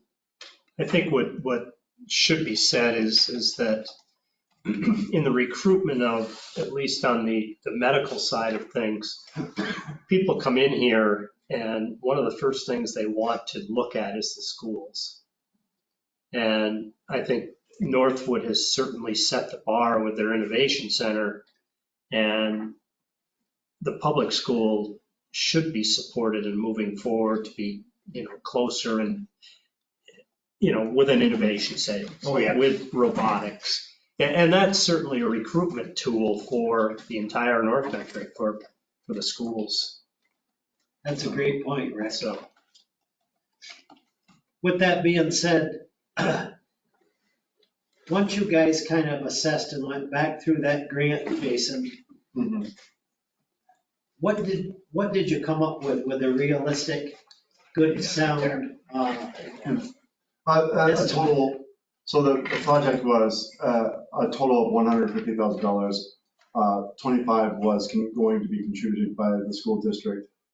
After reviewing with Dick and going back to the school and identifying what programs could be implemented and implemented sustainable, and had not only sort of what was talked about as far as investing in our students and pulling out anything that was a hope, but as something that could be tangible. No related detriment to the. It took any sort of fat or anything else that could not be deemed either like an investment or immediately applied and implemented within the whole school structure K to 12 was pulled out. And then also, there was also a confirmation that we would have tangible, or the district would produce tangible sort of results that connect to tourism and local businesses. Perfect. So there's, since we do live in a tourism based community, like how can we integrate them with local businesses and tourism, and whether it's educating tours and so on and so forth. So the total amount came to $95,000. 95,135.12. The project overall is, with the school contribution, would be close to the 120. So $30,000 to $40,000 was reduced. That's good. Yeah, there was again, the total project was 150. Right, over 150. 150, and they were asking for, there were some funds there. 125. Yeah, it was 125 and 25,000, obviously by the math that would be from other sources. But going through everything, and thank you to everybody involved, and well beyond this board, and at the school, it was identified as Jason says, some of it was, in my estimation, and I'm not saying the school said that, extraneous. And I mean, it's been basically with the 95,000, it's been cut down to, that's what they need. Okay. And which will be, as I just want to reinforce what Jason's saying, that there will be a prompt recognition of the fruits of this. Mhm. You know, you'll see it in, you know, who knows? I mean, I'm not gonna put on, say it's gonna be in 8 months or whatever, but you can see the light. Within the next academic school year, there will be multiple examples and tangible products coming from this investment. Right. So it sounds like we're all blowing the same horn here, so I'll accept a motion for that amount. But before we do that, Dick, this is the first time we are outside of the presentation bringing back to LEAF. Will you bring this back to the LEAF committee? Yeah, I will. In the past, we've taken, the first couple of rounds, we accepted the recommendation 100%. And then the previous round, we took a couple of those recommendations and We put them on hold. We put them on hold and came back. This one, these, not this one, these, and you're looking at, all the rest of us are looking at our laptops, you're looking at a piece of paper. Naturally. You're looking at a piece of paper. The bottom part there we put those on, like you said, on hold this one, and we want to review them all. And the one that stood out to me the most was indeed the Lake Placid Central School. And I think it's, now that we whittled it down to the essentials, get rid of the extraneous, I think that one's warranted. And so therefore, I suggest we do that, and I will take it back to the board and say, this is why we did it. So then you'll make the motion that we approve Lake Placid Central School District IT program to the tune of $95,135.12. I do. Do I have a second? Second. All right. Any Yeah, further- just discussion wise, I just don't want to devalue, the board. No, that's the thing. Well, that's the thing. We put time into it, and I respect every member. I respect my lead committee and everyone on it. Right. Everyone on it, 100%. But they are recommendations, and everybody looks at it different ways. Right. And during our lead committee meetings, we go round and round. We got through them really fast this time because we've gotten it down to a pretty good system, and we can spend 2 minutes on a grant and say, that's good. Or we can spend 2 minutes on one and say, no. And then we can spend half an hour on one and go either way. So it's just the fact that the recommendations came this way from the LEAP committee, and we as the town board have said, we're going to reverse one of them. We're not going to take your recommendation on one of them. Any further discussion? And just for the board to know, and I may have discussed this before, and this is for the greater public, and for the record, is that this investment. That's going on Got through a meeting. If you want to send it back.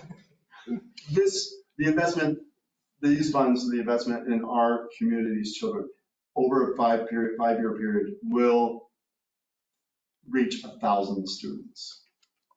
Counting the incoming kindergarten students. In 5 years, 1,000 children.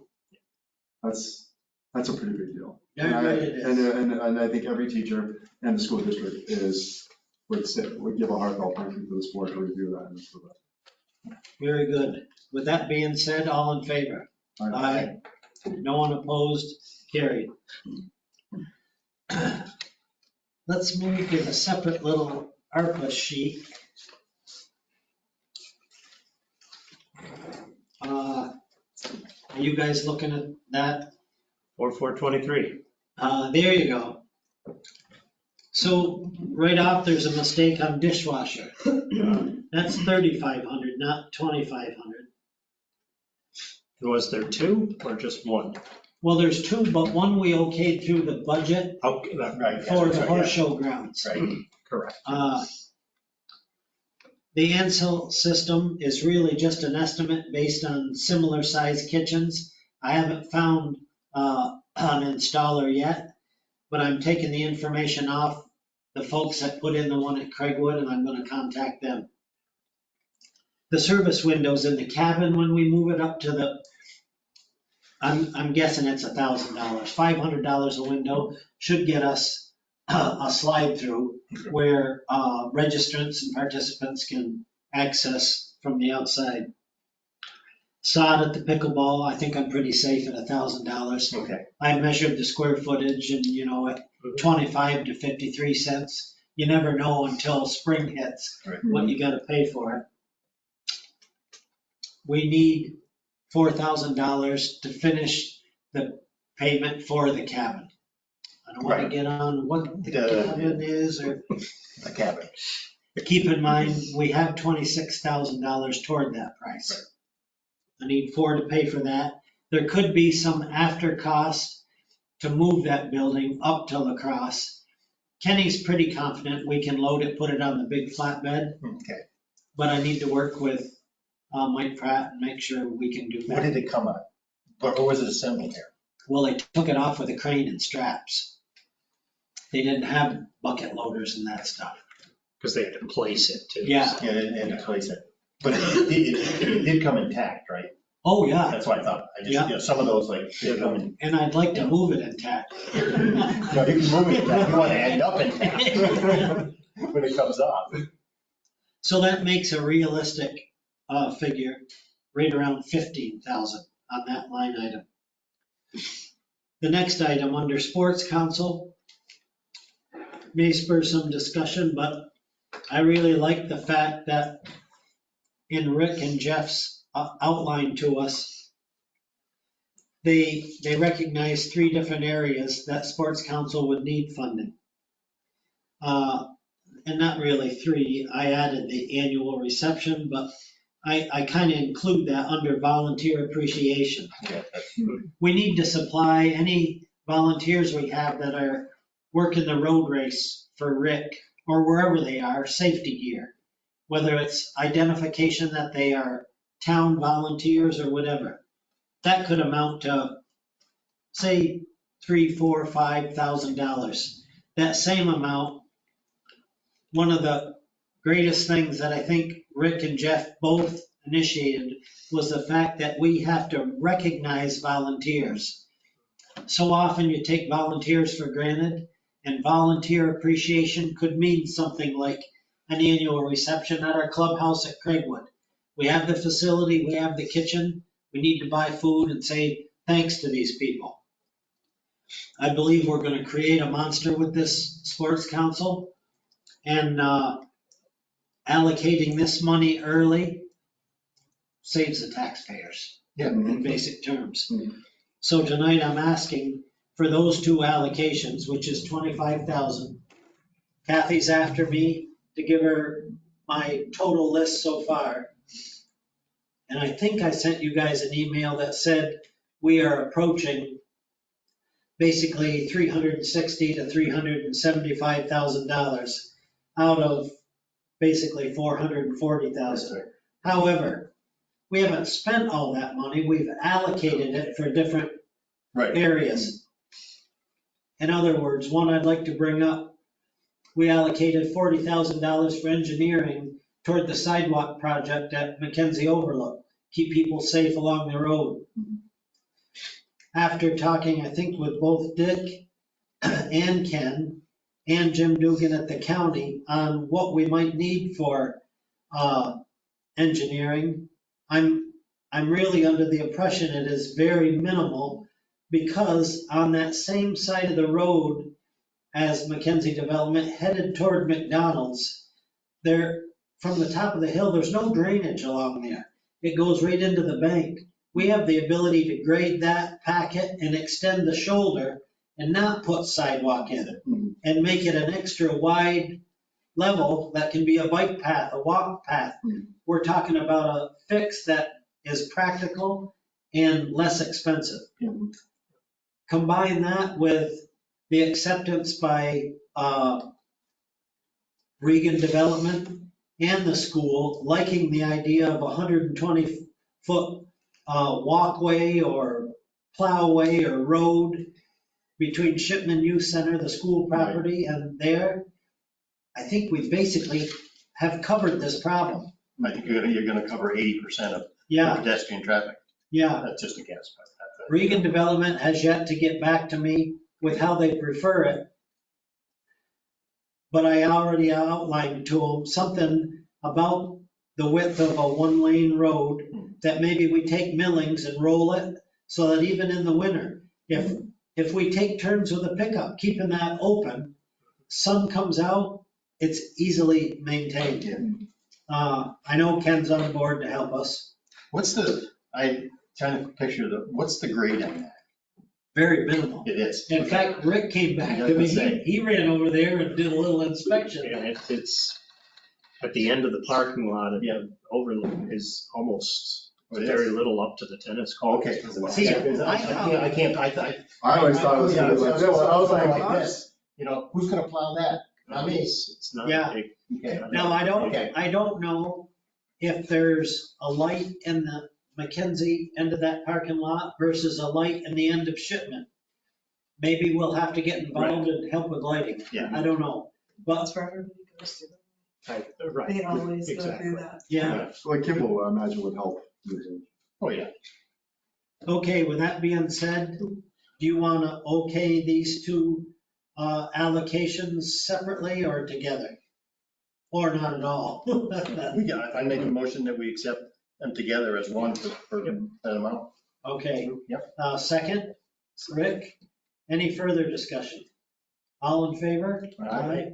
No one opposed, carried. Thank you. Again, that's money that's going to a very good cause. Little discussion on lake patrol.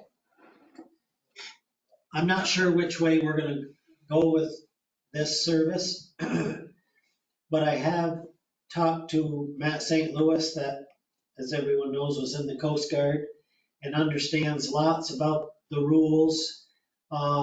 He outlined the differences between having a lake patrol person that has peace officer status and their responsibilities and ongoing certification and what's involved versus just an educational type awareness where you stop and inspect boats, let the people know how many life preservers, the horn, the safety ring you have to have,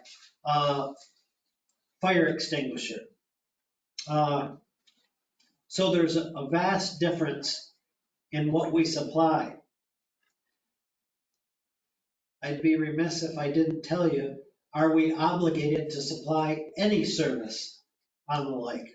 We are not. Those waters are under the, not liability, but under the direction of DEC. But because we have a close relationship with Shore Owners Association, and they are certainly a big part of our community, we have always offered a service there on the lake. Are we in a rush to replace this? No, I don't feel we really need to even put an application out until we know what type of service we want. Certainly, we should have someone in place if we are gonna have that service on the lake by the middle of June. Nothing gets busy down there until the kids are out of school and they start coming back. July, August, and half of September, it's busy. So I'm kind of open for discussion on what you think is needed and how far we go. One thing I thought of that hasn't been discussed yet is, do we have a grasp on how often the DEC is out there? Little to none. I know that, and that's what I thought. Megan has such a big, it's Yeah. Megan LaPierre. Yeah. Yeah. And my impression is, after talking to Matt, she has 4 counties, Okay, huge district. okay. So any frequency on her part is non-existent. That's not throwing stones at her. Oh, no, with 4 counties, She's it. the amount of waterways, what bodies of water we have up here, yeah. So I'm, Especially as it's. yeah, So that was one thing I wondered, and that's the answer I expected, is, I mean, I think we should notify the DEC, number one, that we want to keep going, if we're able to. But we should tell them up front now before the season starts that if you are the law enforcement the person that does that, or your agency. However, we'll be out there as much as we can, but chances are it's not going to be as much as it's been in the past. the way we're going now. We have So- never had the ability to write violations. Right, but I mean, at least for education, we're not even, there's a chance we won't even be out there. So they know that maybe Megan needs to, they need to focus her a little bit more this way. So is your recommendation like for me to get a hold of Meg Yeah, I would, just to and make, tell her that we don't. this is an infrequent Right. service? Right, it is, we haven't had anybody step up, whereas, Buzzy stepped up, to take over for his father. It was almost seamless, whereas it's not gonna happen this time. And we're gonna have every effort we can do to, have a person out there as in the past, but be prepared if we can. I mean, we have the ability, for instance, if you wanted to go with just a presence on the lake to inspect vessels and let people know what the rules are.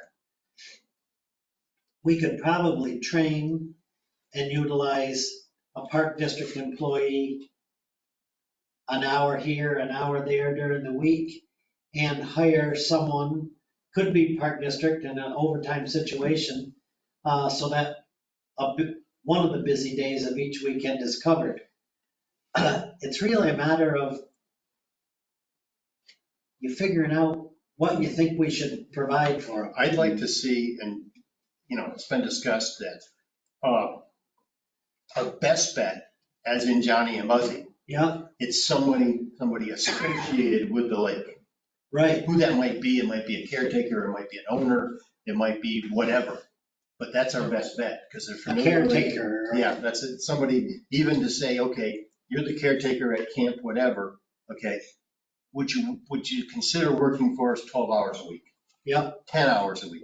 Or maybe find a second person and whatever. Our budget, by the way, is like $4,500 Right. for the summer, for the Right. salaries, plus the gas. Right. But we own a pontoon. We don't know about, so, I mean, granted, probably if we did get somebody from the lake, quote unquote, Right. from the lake, they probably would probably have their own boat. Right. I'm just saying, they probably would. So, just to say that. But I think that's our best bet, somebody that's familiar with the lake. If the goal is education and not writing tickets per se or violations, which I agree is not a great idea, then the expense would exceed $4,500 to get somebody certified, keep their certifications. Oh, yeah. So on and so The forth. price of that service would probably triple. Because when I mentioned last, I think at the workshop about, what sort of revenue, I didn't get warm fuzzies from anybody. That should be an avenue for. And as I said, probably, because even if they did write the tickets, probably the majority would go outside the town anyway. Try to make it easy on you. So, do you run an ad? Do you run it by the Shore Owners Association? Well, that's the thing too. Maybe the shore owner says they have an in to the people that are involved. And there's maybe somebody out there, I doubt it, but maybe there's someone out there who says, oh, I know Buzzy, he's getting done. Oh, I've been wanting to do that for 10 years. The Yeah. records, they've always done it. I'd love to do it. Right. We don't know. Yeah. You I could think ask Art, that's- you could ask Art Lucy. What's that? Yeah. You could ask Art Lucy Sure. as well, Oh, yeah. because Oh, he yeah. might have a, Particularly He might- her sister, they would know. he might have a. The folks we work with the, The sister, Yeah. our sister. so anyway, I think maybe let's keep this on the docket. Yep. We'll bring it up in work session again. Okay. And then decide a direction. Yep. Unless you're confident now which way you want to go. Well, I think we just gotta keep, Let me get a hold of Meg. I was gonna say. She might shine some light on Yeah, this. like I said, there may be somebody that's been watching the Rickards driving around all these years and helping out people and say, hey, I'd love to do that, but I couldn't, I didn't have the opportunity. And I think this is a great opportunity for me to at least thank Rickards for years of service. Oh, yeah. I mean, I know Buzzy jumped in the last few years to be with his dad and get around the lake. Oh, yeah. And there could be a book alone written on Johnny patrolling the lake. Yeah, we won't go there. In a public forum, we're not going there. No. No? Nope. All right. I'd like you to consider rescinding Miller's Way. We brought it up before. The village needs us to follow through with that so that a new process can start. So it's really just a formality. But at least it will be done in a formal way where everyone on that road gets a say on a name. Okay, I mean, if that's the process that's gotta be done, I understand. If they don't agree on a name, it can just go back to the referral of that number driveway, you know, the sign that's up Oh, yeah. underneath the Oh, sign. yeah, yeah. Because Kenny did go out and take off the apostrophe. Oh, yeah, that's right. So in any respect, I need someone to make a motion to rescind Miller's Way. I'll second. Second, further discussion? Done deal. I will notify Russ that it's been done so they can start the process. Yeah. We don't do the process. I'm sure you've all received the union language. We had that whole special meeting on it. I'm assuming you're all okay with the language. It looked good to me. Yeah, yeah. So I'll take a motion to accept that. So moved. Dick? Yep. Second. Rick? Further discussion? None? All in favor? Aye. Carried.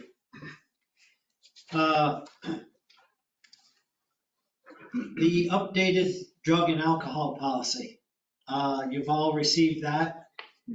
Mark Shackner and his group went through it, as did a lot of work by Kathy and Rose.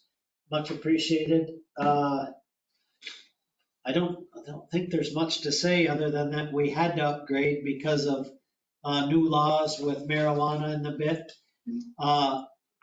Kathy can certainly chime in here, but once we approve this, then she'll make sure the whole new updated policy goes in paychecks, the next paycheck, so every employee is aware of the changes. Yeah. Kathy, do you want to respond on any particular changes in it? I mean, in my mind, the most important change is the fact that this policy will include all employees. That includes the town board, the justices, any and all elected officials and appointed officials that are on our payroll are now going to be subject to this random testing policy.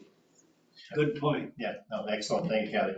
Yeah, I think a lot of time was put into this and a little back and forth with Mark and his people, but I think it's I mean, when we got together and did this, and obviously we're not legal eagles, so we didn't know if some things the right way to say it. We knew we wanted, and then Mark's staff just kind of clarified a few things. I think it's a great document.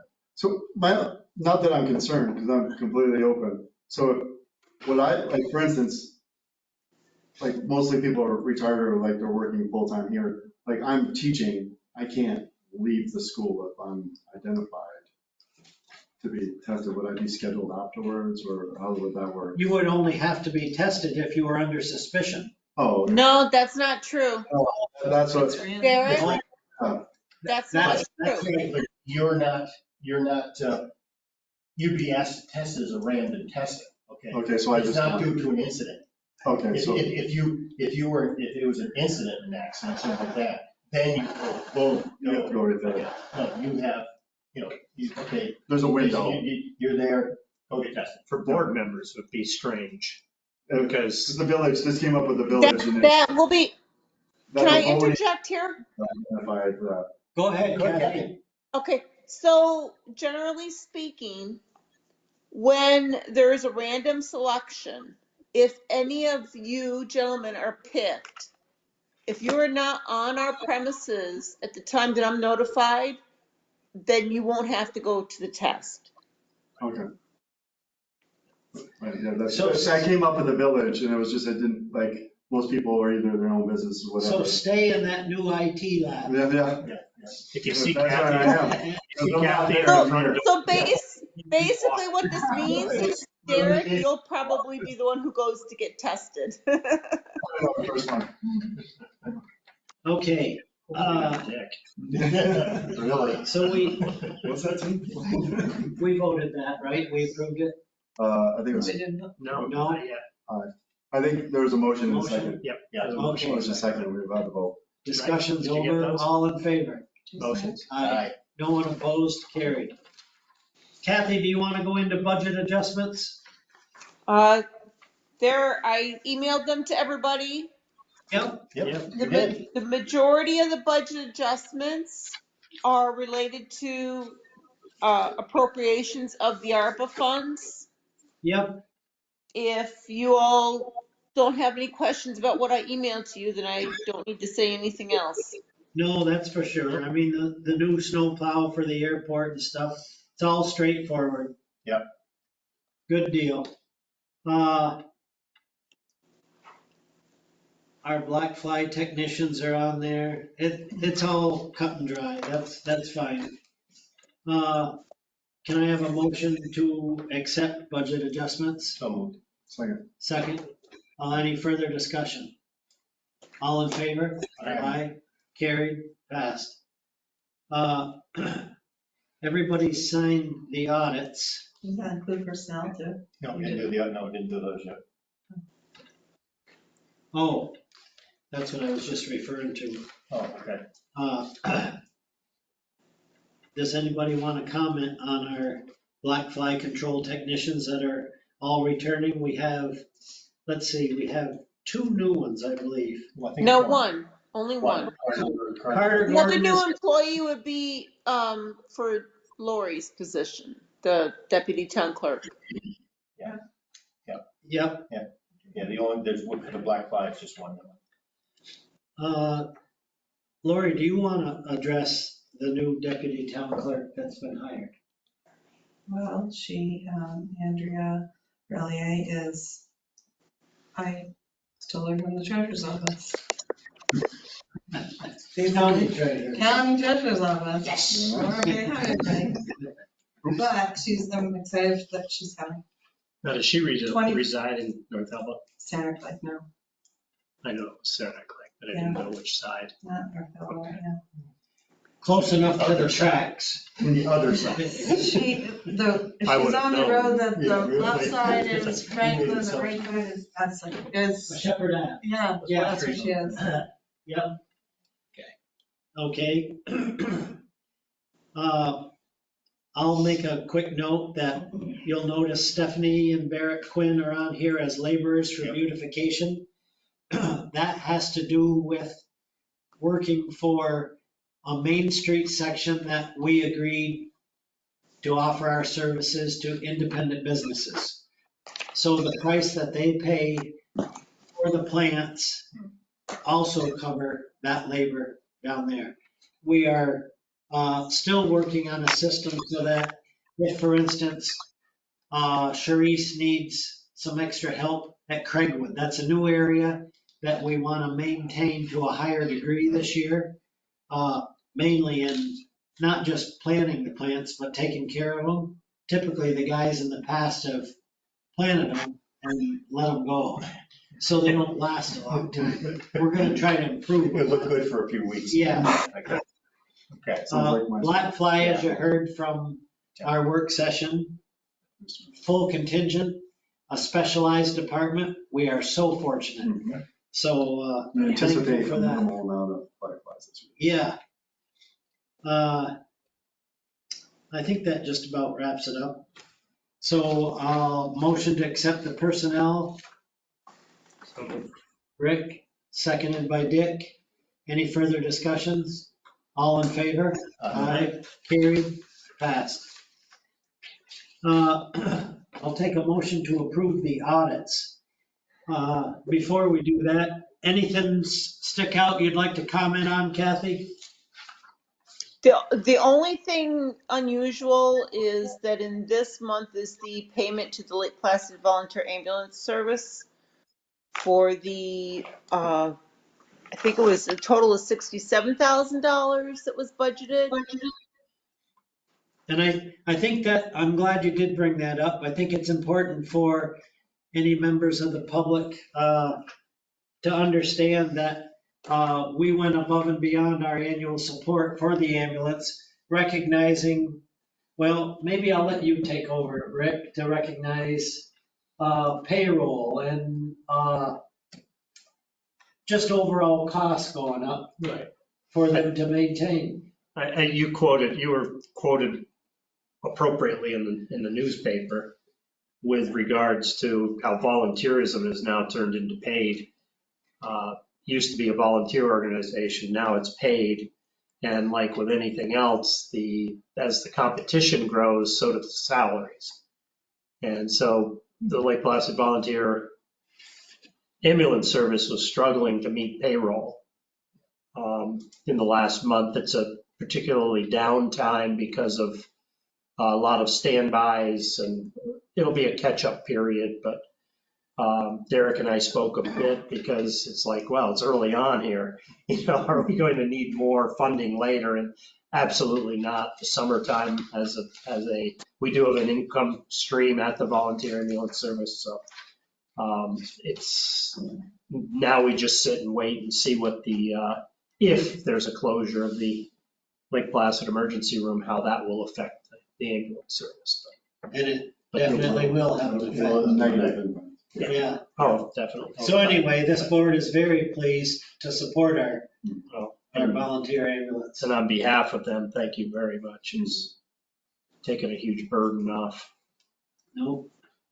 With that being said, go ahead, Kat. I was just gonna say, one other item is that this audit period, the 2 tandem trucks that have been on order for the highway department are going to get paid through tonight too. That's a total of $580,000.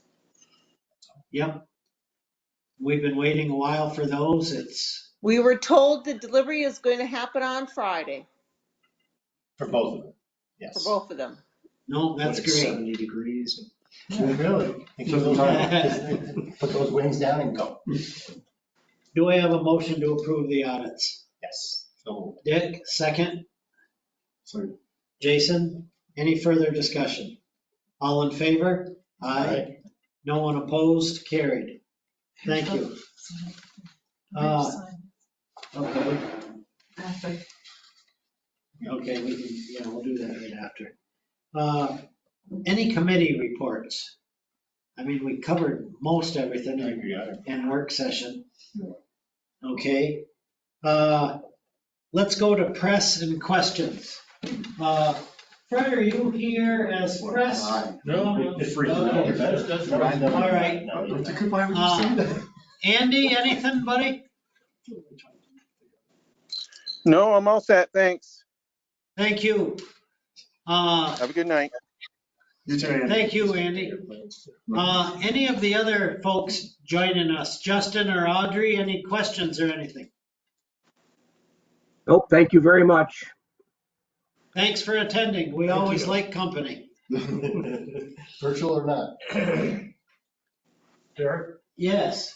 if I could address the board, I'd like to thank the board for agreeing to be a fiscal sponsor for Peter Seward's statewide community regrants application this year. That's great. It's our pleasure. Yeah, and just to let you know, I think the highest total we ever received was something like 56 applications. This year we received 91.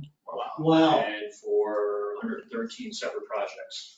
That's great. That's a record year. We added the individual artist grant this year, and we also had an extra $119,000 to re-grant for a total of $210,000. Fred, how many folks help administer that? I mean, we were only part of one project. Right. What do you mean help administer? Well, this is statewide, This is 91? four counties. Four counties. Four counties. Clinton, Essex, Franklin, and Hamilton. And how many folks like yourself help look for these projects? Well, I'm the only person who does it for the four counties. I mean, All 91? Yeah, every state, I mean, every county in the state is either represented by one site or there's a site that covers, several counties. Like our site is Adirondack Lake Center for the Arts in Blue Mountain Lake. Yeah. So there's 29 sites throughout the state, and there's a coordinator at each of those sites. But like there's one for Manhattan, one for Brooklyn, What's your budget? Our total budget, let's see. 200, well, we got 290,000, I think, this year, because we asked, normally it was 130,000. That was the grant, 91,000 of the grants, the rest was administrative money, including my part-time salary, and then this, New York State Council of the Arts received an additional $10 million from the legislature this year. 7 million of it went to 7 sites, $1 million each, I guess the bigger ones. So we were able to apply for a portion of the remaining 3 million. So we asked for an additional 165,000 and they gave it to us. So it's something like 290,000. So a successful year. Yeah, that's what brought up the grants to 210,000. So yeah, Good. yeah, very happy. Thank you.